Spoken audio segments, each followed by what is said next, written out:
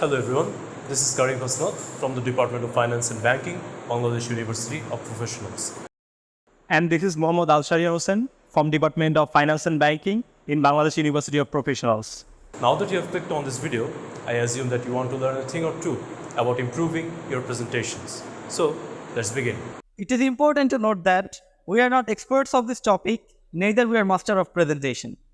But we will help you as much as we can with our personal experience. So let's start.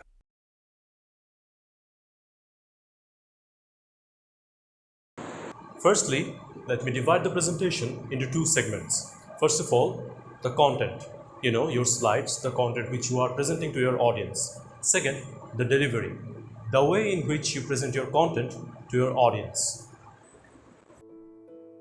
First, let's see at the content part. There is no general rule while preparing slides. We have to take into consideration multiple things like the background and like the text we are using. The text has to be bold, bold, then spacious. You cannot cram many words in there. You need to use proper color. In the slide, the content should be clear, precise. They should have enough gapping between them, so it is clearly visible from far away.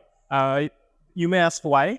It is because for the teacher to see, because he or she will sit behind the desk, and it will be easier for him or her to see the text. Now about the background should be dark and the text should be light. Because of the darker background, a light text will be easier to see and easy on your eyes also. Now let us talk about the delivery of your presentation. I have seen many people being more scared of delivering a presentation than attending an exam. So let's get into it, shall we? The first point, the elephant in the room, is stage fright or nervousness. How do I get rid of nervousness? How do I get rid of this stage fright? Well, you never entirely get rid of your nervousness. A sense of nervousness always stays there, no matter how confident and capable you are. But we need to minimize that nervousness and don't let it impact our performance. Nervousness causes two things to happen. First off, you being afraid of making direct eye contact with your audience, and secondly, stuttering during your speeches. I'm going to show you how you can tackle these two problems. First off, let us start with the eye contact. If you're someone who is afraid of making direct eye contact with your audience, simply look over their heads. You can select a place at the end of the back row. Do not look at the back row, but rather behind the back row, and select a spot there and move your eye around, and do not make direct eye contact with the audience, but rather look over their heads. In this way, from the audience's perspective, it will look like you are indeed making eye contact and interacting with the audience. But from your perspective, you will not have to make direct eye contact with your audience, and therefore you will gain more confidence. And after a while, when you are gaining more confidence in your presentations, you can start making regular eye contact with your audience. The second thing that the nervousness causes you to do is stutter while speaking. You go like and so on. So let me give you an example. Bangladesh is the largest growing economy in the Asia Pacific region. The growth rate of economy growth in Bangladesh is 5.5%. See, doesn't sound very good, right? So how can we tackle that? We need to replace the arms with what? Let me say that sentence again, but with a twist. Bangladesh is the fastest growing economy in the Asia Pacific region. The growth rate of Bangladesh's GDP is 5.5%. See, I replaced the arm with silence. It sounds much better, and you will get better over time. So, replace the arms with silence, and your speeches and presentation will sound much better. Another thing you can do to reduce the stuttering is to take help from the slides. If you are lost completely and you don't know what to say, simply look at your slides, take a deep breath and read out the slides, and build from that slide to continue on with your presentation. Now let us move on to the next part. whether I use a script or not. My personal preference, do not go for the script. Because when you're flipping through pages of paper while giving your presentation, you are connecting with your script, not with your slides. But the audience wants to connect with the slides. But if you are yourself not connecting with the slides, then how do you expect your audience to do so? So, my personal choice, do not go for the script. So, how do you handle that situation? Well, use your slides as your script. Build up on that slide, take information from your slide and relay that and connect with your audience. Now, I don't expect you to put every piece of data on your slide. You might need to add a bit when you are giving your presentation. So, you can take small pieces of paper, maybe the size of sticky notes, and write in small handwriting. And when you need to present those, you can simply present those while you are presenting from the pieces of paper.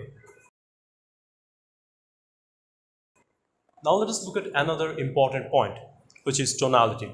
What is tonality, you might ask? Well, most of the presentations you hear get very boring after a minute or two. Why is that?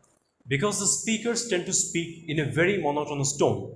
They do not change their tone, they do not change their voice. When you are speaking, if you are speaking and saying less important things, maybe go faster, it's all right. But when you are saying something important, it's important to take a deep breath and slow down. Slowing down puts emphasis on the words you're saying. And the variation in your rate of speech gives the audience a better connection with yourself. And therefore, they can connect more. And the quality of your presentation gets an enormous jump when you begin to do that. So, use tonality in your presentation. Now that we have looked at the tonality, we now need to look at your body language. Your body language is also important in order to engage with your audience. When you are giving a presentation, you own that stage. So own it. Move around a little. Throw your hands, connect with your audience, connect with your slides. Move around, don't just stand there. It looks very odd. I don't mean that you should walk back and forth, but do some movement, throw your hands around, make some positive gestures, and so on. Now, you have mastered your voice and your body language. But if you do not have something to build upon from your slides, you can't use much of it really. So, keep something interesting in your slides. Doesn't have to be informal, but engaging. Let me tell you one of my stories about a presentation. It was a marketing presentation where I presented the marketing strategies of the smartphone company, Nothing.